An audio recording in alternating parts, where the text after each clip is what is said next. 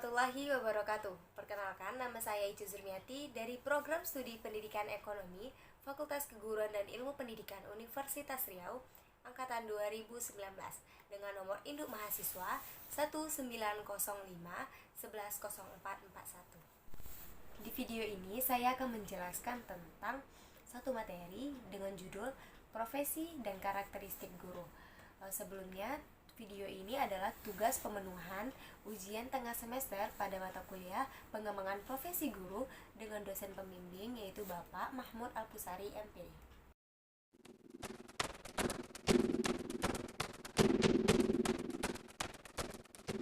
Pada hakikatnya itu profesi adalah suatu janji seseorang bahwa dirinya itu akan mengabdikan suatu jabatan atau tugas dan pekerjaan terhadap seseorang yang membutuhkan pelayanannya. Atas dasar panggilan itu muncul dari hati dan jiwa seseorang dan tanpa ada paksaan sedikit pun. Nah, ada 3 makna dari profesi ini. Yang pertama yaitu adalah profesi ini adalah unsur pernyataan atau janji terbuka seseorang. Maksudnya apa? Seseorang yang profesional, dia akan bertanggung jawab atas janji yang telah diucapkannya. Yang kedua itu adalah profesi adalah unsur pengabdian. Pengabdian di sini maksudnya adalah suatu profesi itu dia harus membawa kebaikan, membawa keuntungan, serta membawa kesejahteraan bagi masyarakat. Dan yang ketiga yaitu suatu profesi itu dia suatu pekerjaan dan jabatan. Suatu profesi itu berkaitan erat dengan jabatan dan pekerjaan. Pekerjaan dan jabatan ini dia harus memiliki standar kompetensi yang menyertai jabatan dan pekerjaan. Lalu, apa sih perbedaan antara profesi, profesional, profesionalisme, dan profesionalitas serta profesionalisasi? Baik, saya akan menjelaskan perbedaan dari kelima ini.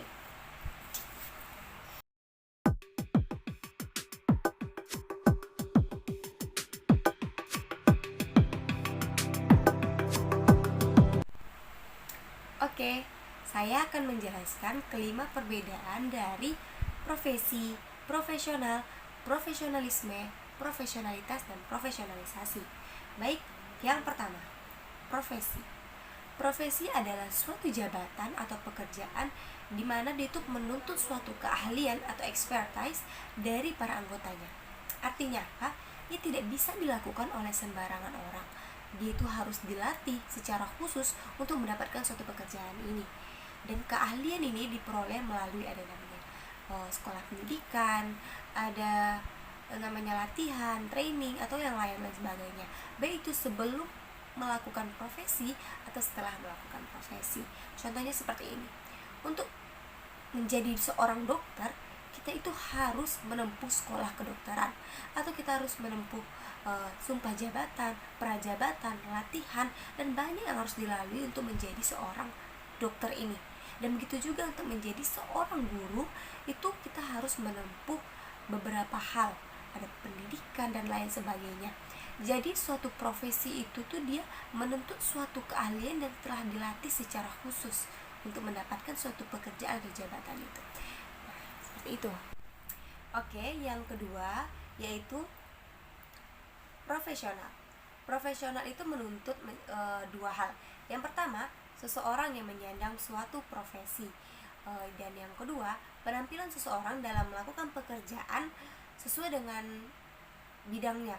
Seseorang yang mampu hidup dengan keahliannya tertentu, atau dia itu melakukan kegiatan sesuai dengan bidangnya. Misalnya seperti ini, seorang guru yang telah memiliki keterampilan yang tinggi, dia itu hanya bisa melakukan keahlian sesuai dengan bidangnya itu menjadi guru. Begitu juga dengan dokter yang telah memiliki keterampilan sebagai dokter atau keahlian menjadi dokter, dia itu hanya bisa melakukan kegiatan sesuai dengan bidangnya yaitu dokter. Jadi profesional itu dia penampilan seseorang itu sesuai dengan keahlian atau bidangnya, tidak bisa dicampur-campur adukan. Oke, yang ketiga yaitu ada profesionalisme. Profesionalisme yaitu menuju kepada komitmen, teori atau paham yang digunakan para anggota suatu profesi untuk mengembangkan profesionalnya. Dan dia terus-menerus bisa menciptakan strategi-strategi yang digunakan untuk pekerjaan itu sesuai dengan bidangnya. Misalnya seperti ini, seseorang yang telah menjadi guru apabila dia meningkatkan lagi keahlian yang menjadi seorang guru, misalnya diikuti pelatihan atau pengembangan profesi guru, maka dia bisa dikatakan nanti guru yang profesionalisme. Dan dia juga mampu, dan apabila dia juga mampu menciptakan strategi-strategi untuk melakukan pekerjaannya itu sesuai dengan bidangnya guru, maka dia adalah guru yang profesionalisme. Baiklah, selanjutnya yang keempat, yaitu profesionalitas. Profesionalitas itu mengacu kepada sikap para anggota profesi terhadap profesinya, serta derajat pengetahuan dan keahlian seseorang itu dalam melakukan pekerjaan. Contohnya seperti ini, seorang guru yang paham bahwasannya diri dia itu adalah mengajar, mendidik, serta menjaga anak didiknya, sehingga anak didiknya ini mampu memberikan manfaat kepada masyarakat atau bagi negara. Jadi profesionalitas ini dia itu dilihat, keprofesian itu dilihat dari sikap, pengetahuan atau keahlian seseorang dalam melaksanakan tugasnya. Dalam hal ini seorang guru itu dituntut menjadi profesionalitas keguruan yang memadai. Maksudnya agar setiap pekerjaan yang dilakukannya itu sesuai secara efektif dan efisien dilakukan. Yang kelima yaitu profesionalisasi. Profesionalisasi itu menuju pada proses peningkatan kualifikasi maupun kemampuan para anggota profesi dalam mencapai kriteria yang standar dalam penampilannya sebagai anggota suatu profesi. Profesionalisasi itu pada dasarnya merupakan serangkaian proses pengembangan profesional atau professional development, baik itu dilakukan melalui pendidikan atau latihan, prajabatan maupun dalam jabatan. Oleh karena itu, profesionalisasi itu merupakan proses yang lifelong dan never ending. Secepat seseorang itu telah menyatakan bahwa diri itu sebagai suatu profesi. Jadi itulah tadi perbedaan dari profesi, profesional, profesionalisme, profesionalitas, dan profesionalisasi. Jadi diharapkan kepada teman-teman mampu dan dapat memahami apa yang saya jelaskan. Dan apabila kita memiliki suatu profesi, jalankanlah profesi itu sesuai dengan keahlian dan berusaha ikhlas dalam melakukan pekerjaan ataupun tugas yang telah kita terima.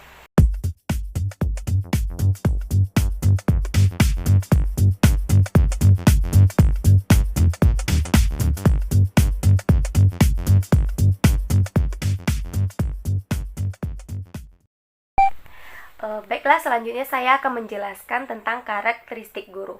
Dalam perspektif Undang-Undang Guru dan Dosen, guru adalah pendidik profesional yang tugas utamanya adalah mendidik, mengajar, membimbing, mengarahkan, melatih, menilai, dan mengevaluasi peserta didik. Kata yang harus digarisbawahi itu adalah pendidik profesional.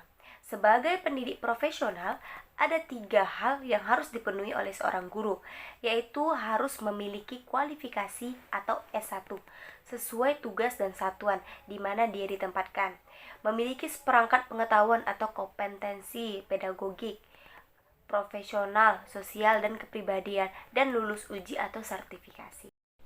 Ketika seseorang itu sudah menjadi guru, ada hal yang harus dijadikan pembeda atau karakteristik dengan profesi lain. Seseorang guru, ia harus taat pada peraturan perundang-undangan yang berlaku. Guru mampu dia memelihara dan meningkatkan organisasi atau PGRI, PGM, atau PGMI. Guru mampu memelihara hubungan dengan teman sejawat. Guru mampu membimbing peserta didik tanpa diskriminatif. Guru mampu menciptakan suasana yang baik di tempat kerja, taat dan loyal terhadap pemimpin, dan cinta terhadap pekerjaan. Lieberman tahun 1956 mengemukakan bahwa karakteristik profesi kalau dicermati secara seksama ternyata terdapat beberapa titik persamaannya. Di antara pokok-pokok persamaan itu ialah sebagai berikut.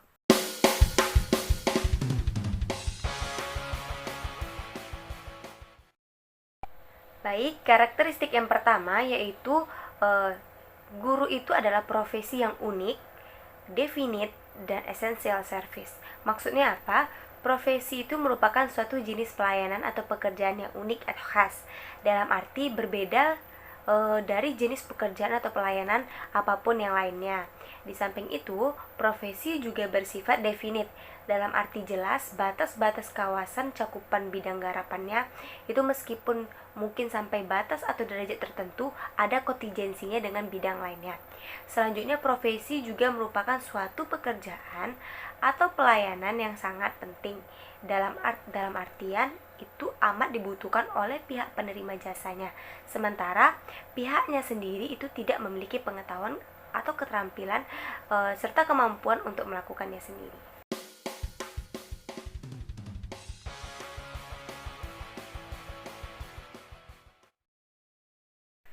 Karakteristik guru yang kedua yaitu emphasis upon intellectual technique in performing its service. Maksudnya, pelayanan itu amat menuntut kemampuan kinerja yang berlainan dengan keterampilan atau pekerjaan manual semata-mata. Benar, pelayanan profesi juga terkadang peralatan manual dalam praktek pelayanannya, seperti seorang dokter bedah, misalnya menggunakan pisau operasi. Namun, proses penggunaan pisau operasi itu dibimbing oleh suatu teori dan wawasan intelektual.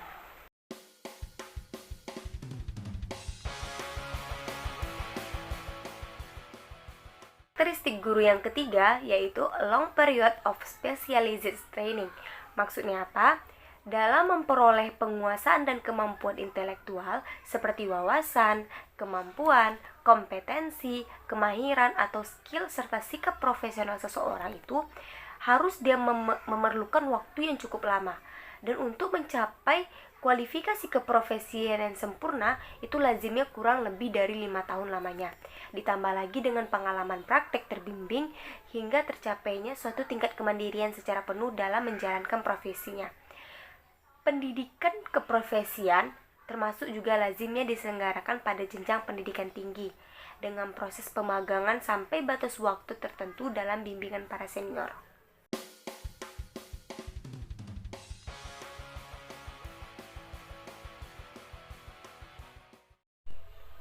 Selanjutnya, karakteristik guru menurut Lieberman yang keempat yaitu a broad range of autonomy for both the individual practitioners and the exceptional group as a whole. Artinya apa? Kinerja pelayanan itu demikian cermat secara teknis sehingga kelompok atau asosiasi profesi yang bersangkutan sudah memberikan jaminan bahwa anggota itu dipandang mampu untuk melakukan sendiri tugas pelayanan tersebut, seperti apa yang semestinya dilakukan dan apa yang menjalankannya dan siapa yang memberikan izin atau lisensi untuk melaksanakan kinerja itu.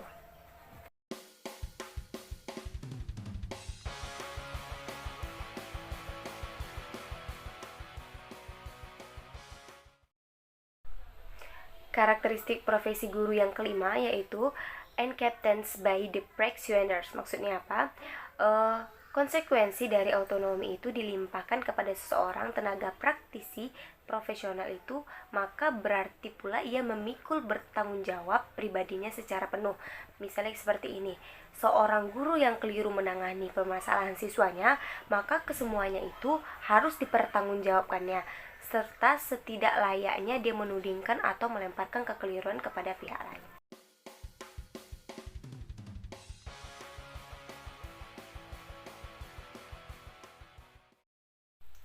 Namun, sedangkan menurut Direktorat Tenaga Kependidikan, yaitu Direktorat Jenderal Pengangkatan Mutu Pendidik dan Tenaga Kependidikan tahun 2004, bahwa berdasarkan pada prinsip-prinsip peningkatan kualitas profesional guru, maka dapat disebutkan karakteristik profesional guru itu ada 4 sebagai berikut. Yang pertama, guru adalah orang yang memiliki keahlian atau expertise.